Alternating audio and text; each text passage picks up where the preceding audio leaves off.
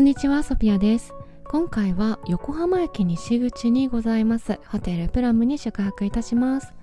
JR や京急などの中央改札からだとだいたい10分くらい。一番近い出口は横浜市営地下鉄の9番出口。そこからだと5分かからないぐらいで到着することができます。ホテルプラムは1990年平成2年3月に開業して今年で33年目になります。154部屋の客室に加えて結婚式が挙げられるチャペルや宴会場などを備えているシティホテルでございます。私は長年ずっとビジネスホテルだと思ってたんですが違いました。すみませんでした。はい、こちらが最寄りの出口9番出口でございます。狭くて急な階段の出口なので大きなお荷物持ってる方は中央改札から地上に上がってきた方がいいかなと思います。で、すぐスパイアスのところに出るんですがびっくりしました。真正面にもイオンのショッピングセンターがかなり出来上がっておりました。もともと大英だったところですね。あっという間にあんな立派な建物が建ててびっくりしました。そしてそこからもうすぐですねホテルプラム、こちらが正面のエントランスでございます。今回初めてお邪魔したんですけれども外側のシンプルな佇まいと中の豪華なインテリアっていうんでしょうか、ギャップがすごくてまず第一印象とっても驚きました。こんな感じだったの全然知らなかったんだけどみたいな。皆さんご存知でしたか？私はですね一時期このホテルプラムの前が毎日通る道だったことがあるんですね。なのでとってもこの辺は馴染みがあるエリアなんですけれどもまさかこんな素敵なホテルだったとは本当に知らずレポートのしがいがあるなと思っております。それではお部屋に上がる前にまずランドリーや自動販売機など共有の施設をご紹介していきたいと思います。5階のこちらのお部屋に全てまとまっておりましていろんな階に行かなくていいのがとっても便利です。一番手前からこの氷のなんて言うんでしょうディスペンサーですかね、氷サーバーみたいのがあってアイスペールの代わりに紙コップが置いてあります。乾燥機と洗濯機は100円玉で動くようになっております。キャッシュレスではありませんでした。それぞれ2台ずつあります。自動販売機はお酒、ソフトドリンクともにいろんな種類が置いてあります。こちらはキャッシュレスでも買えるようになっております。ちなみに最寄りのコンビニはですね徒歩15秒ぐらいでしょうか、右角左角それぞれ別のセブンイレブンがありますのでコンビニに困ることはもう全くありません。電子レンジもありますので温め直してあったかいご飯を食べることもできます。その他の施設としては3階に喫煙所、地下1階に大浴場があります。で、大浴場の方は夜にまたご紹介しますので早速客室の方に向かっていきましょう。今回私は10階のお部屋、予約したのはスタンダードルームのダブルのお部屋です。16平米とちょっとコンパクトなお部屋になっております。それでは今日はこのまま入り口からルームツアー進めていきます。入ってすぐスリムなタイプの姿見がございます。向かいの壁がハンガースペースになっています。その足元にはホテルプラムとお名前シールが貼ってあるようなスリッパが置いてありますね。なんかカタカナ表記いいですよね。で、このサイドテーブルはこんな感じですね。椅子2脚、背もたれあり、とってもありがたいです。備品は窓際のこの棚にギュッと寄せてあります。一つ一つ見ていきますとまずこのカーブが素敵なティッシュケース、そして館内のご案内ですね。で、あると嬉しいマルチ充電ケーブルです。マイクロ USB とライトニングとタイプ C が挿せるようになっておりました。で、鏡と湯沸かしポット、リセッシュとティーセットが2脚置いてあります。下の棚に靴べらとそしてブラシが収納されています。後ほどご紹介いたしますがお部屋のアメニティは全てフロントで受け取るようになっているのでお部屋の備品そのものはかなりシンプルです。で、テレビがあってその下に冷蔵庫があります。で、まさかお水が入っていると思いませんでした。2本冷やしてくださっております。暑い時期には大変ありがたいサービスです。寝転がってテレビを見るのにちょうどいい位置にベッドが配置されております。こちらのホテルベッドはすべてシモンズベッドだそうです。寝心地にこだわりを持っている方にもぴったりだと思います。画像には映ってないんですが、ヘッドボードの部分、この目覚まし時計の横の部分ですね、こちらにコンセントがさせるようになっておりますので、ゴロゴロしながらスマートフォンの充電も完璧です。では水回りも確認していきましょう。結構段差があるので気をつけてお上がりになってくださいませ。3点ユニットバスのタイプでかなり小さめのサイズかなと思います。このバスマット引いたら結構いっぱいになっちゃうかなというサイズ感でした。ですが、大浴場ありますのでね、お手洗いと洗面がスムーズに使えれば別にいいかなと思いました。お部屋に置いてあるヘアドライヤーはパナソニック製でした。大浴場、女性用のお風呂の方に置いてあったのはダイソンのヘアドライヤーが用意されていて、とても嬉しかったです。シャンプーやボディーソープなどはラベルが貼ってあるだけで全くどこの何かは分かりませんでしたが、使ってみた感じ、大浴場に置いてあるものとは香りや色から判断するに別のものかなと思いました。大浴場にはローラーシュレーのシャンプー、コンディショナー、ボディーソープが置いてあってとても良かったです。シャワーやバスタブはこんな感じです。ピカピカに新しい設備ではありませんが、とても清潔に保たれておりました。やっぱりこのシャワーカーテンが全然カビてないのいいですよね。とても好感が持てます。本日のルームツアーはシンプルにこんな感じでございました。最後に景色を確認したいと思います。窓から大きな看板が見えているのでそんなに期待はできないかなと思いますが、何が見えるのでしょうか。左側にイアスが見えております。あとはもう建物ですかね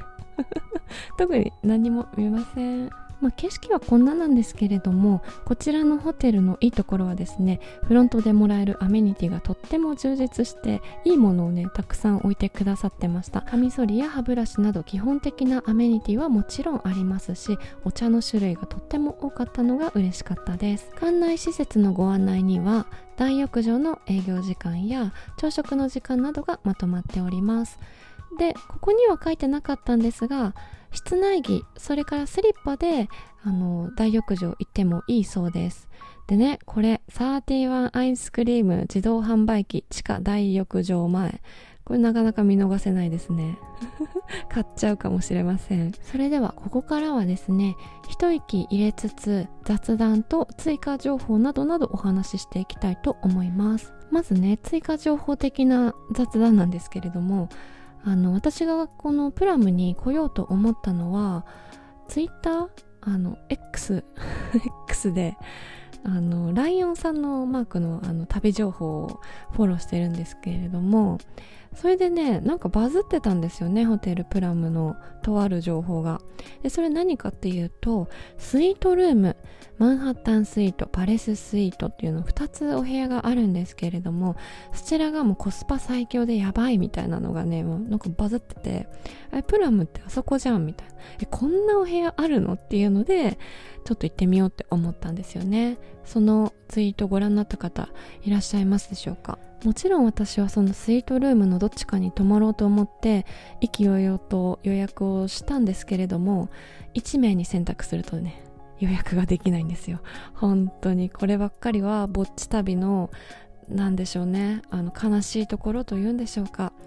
1名では予約できない部屋っていうのが世の中には結構あるんだなと思って、悲しみに暮れております。その他にもこのホテルプラムにはデザイナーズルーム、スーペリアルームという4種類のタイプのお部屋があるそうなので、また違うお部屋タイプを予約して来てみたいなと思っております。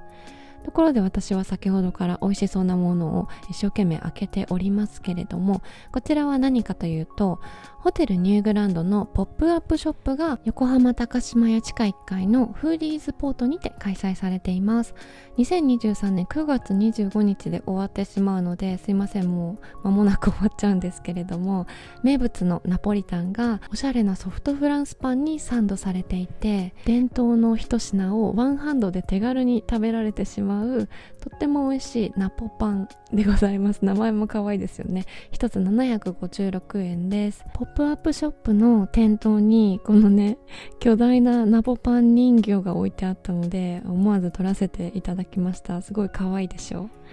少しトースターで温めて食べた方が美味しいですよとお会計の時にお店の方に教えていただきましたが、冷めた状態そのままで食べてもとっても美味しかったです。最近ニューグランドでの宿泊は全然できていないんですが、ホテル自体にはちょいちょい行ってまして、この前もシャインマスカットのパフェ食べに行って、それはショート動画にしたんですけど、ご覧いただけましたでしょうか。今はね本当に気まぐれで半年に1回ぐらいしかショート動画作ってないんですけど、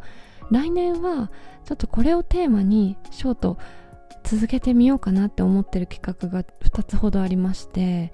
実行できるように頑張ります。ここでちょっと軽く宣言をして自分に葉っぱをかけたいと思っております。でもショート動画見てるとめちゃくちゃ時間解けません？無限スワイプしちゃうんですけど私だけでしょうか。よく見るのはお料理系とグルメ系が、ほとんどかなと思います。あとはね、海外のろくでもないライフハックの動画を見てツッコミを入れるみたいな、そういうのも意外と好きなんですけど、日々いろんなクリエイターさんが提供してくださるエンタメに溺れながら、毎日毎日深夜まで iPhone を手放せずにいるスマホ依存症女でございます。というわけで私も一件グルメ情報をまたお伝えしていきたいと思います。今日のディナー、せっかくなら駅に戻るのではなくちょっと離れた位置にあるお店に行こうかなと思って、こちらルーズカフェにやってまいりました。楠木町の方にあるカフェですね。テラス席ではワンちゃん同席 OK なお店でございます。日中ランチからお茶の時間、すごく混んでる印象のお店だったんですが、初めてこの夜の時間帯に来てみて、意外とこの時間は空いてるのかなっていう感じで穴場な時間帯を見つけてしまいました。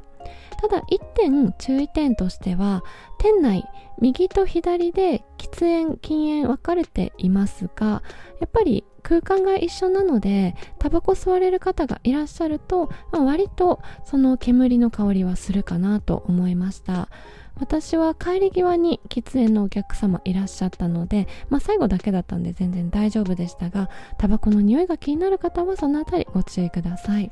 フードメニューもデザートもドリンクもどれもね結構充実していて、それでいて夜の23時11時まで空いてるっていうのはとってもありがたいですよね。この辺りってほんと住宅地なのであんまりこういう飲食店ないんですよ。なのでホテルプラムに行った際も便利ですが、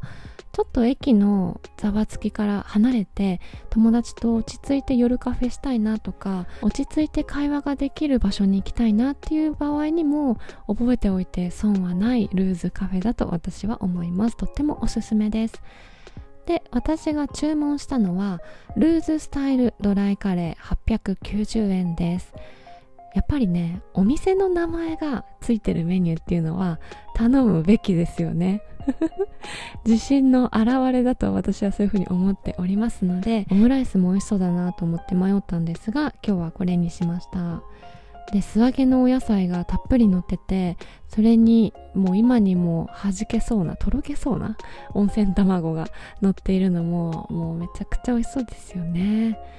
で、お皿の縁にはですね、刻んだピクルスやあとナッツも散りばめられていて、食感や味のアクセントがその場所ごとに違ってとっても美味しかったです。あっという間に食べちゃいました。店舗情報を調べてた時に気になったデザートがあったんで、それも注文しちゃいました。それがこちら、かぼちゃのムース560円です。メニューにはかぼちゃプリンとかぼちゃムースの2つありますので気をつけてください。これはムースの方でございます。見た目にはなんかどっしりしてそうなんですけど、とっても軽い口当たりで、お食事の後でも全然食べられちゃいます。なんていうかね、次から次に手が動いてしまうっていうんですかね、次から次にもうパクパクパクパク食べたくなっちゃうんですよね。私はすごく食いしん坊で、基本的な味覚の多分設定が肥満のエリートみたいな味覚してるので、ケーキとかアイスクリームとかも濃厚であればあるほど好き、重ければ重いほどいいみたいな、こってり濃厚至上主義みたいな気持ちでメニューを選んでるんですけれども、これはね、そんな食いしん坊の私の気持ちも覆させるふわっと軽い口当たりの優しい甘さのかぼちゃムースでした。とってもおすすめですので、お茶の時間にお越しの際もぜひ選んでみてください。美味しいディナーごちそうさまでした。帰り道はですね、久々に昔よく通ったなっていう道を懐かしみながら戻りですね、ホテルに到着しました。明日の朝ごはんはこちらのカフェトバゴでの朝食になります。それでは一日の疲れを洗い流すべく大浴場へ向かいたいと思います。大浴場の入り口には暗証番号が必要になります。チェックインの際にもらえるので、そちらのカードも忘れずにお持ちになってください。地下1階に到着するとこんな感じで入り口がありますね。31の自動販売機をすぐに見つけてしまいました。ポッピングシャワー、コットンキャンディー、ベリーベリーストロベリー、チョップドチョコレート、キャラメルリボン、そしてポッピングシャワーが一列ドンっていう感じで、そんなにポッピングシャワーって世の中的市民権圧倒的シェアなんですか？私全く注文しないんですけど、ちょっとショック。ロッキーロードはないんですか？ナッツトゥユーはないんですか？ストロベリー&バナナはないんですかっていう気持ちで、私がよく頼むフレーバー1個もないです。残念。現金はもちろんタッチ決済にも対応しておりました。その隣には自動販売機もありましたので、湯上がりの一杯選び放題でございます。こちらの地下1階大浴場についての情報を少しお伝えしますと、2023年5月の15日にニューオープンいたしました。宿泊の方はもちろん無料です。一般の方の立ち寄り利用もできまして、その場合3000円でございます。大胆なカラーを使ったアート、そしてユニークな素材を使ったデザイナーズ大浴場となっておりまして、なんのこっちゃって感じでしょ。他に類を見ない、なんていうんだろう、例えるならシティポップ浴場っていうんでしょうか。女性のお風呂の方には2頭の虎、そしてホームページ見る感じだと男性のお風呂の方には竜がドーンといるような感じでした。よかったらインスタグラムなどご覧になってみてください。館内着はこちらの通りです。フリーサイズの F という文字が書いてありまして、こちらを着て大浴場に行くことは OK だそうです。でもね、フロント階で結構スーツ着た人とかに会うので、ちょっと気まずさはあるかなと思いました。お風呂グッズを入れていく手提げがあるととっても便利かなと思いましたので、エコバッグなどお持ちになってみてください。それでは今日はこの辺でおやすみなさい。おはようございます。朝です。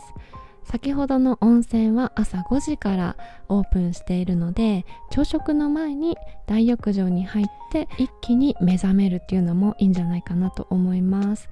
で、こちらが朝食会場ですね。カフェトバゴでございます。ガラス張りの壁と白くて明るい店内がとても綺麗でした。朝食の内容は3つのメインの中から1つ注文して、サイドメニューは自分で好きなものを取れるハーフビュッフェのスタイルです。ビュッフェの部分もかなり充実していて、スープは洋風のスープとお味噌汁どっちもありましたし、サラダもお野菜の他にお豆やマカロニなどもあって、結構ボリューム満点になっちゃいそうだなと思いました。で、フルーツポンチだったりヨーグルトなどもあります。で、飲み物ももちろんホットアイス充実しておりました。この朝食ビュッフェも大浴場と同じタイミング5月15日に大リニューアルしたそうで、以前からすごくいい評判を聞いていたんですが、さらに充実具合が上がったんじゃないかなと思いました。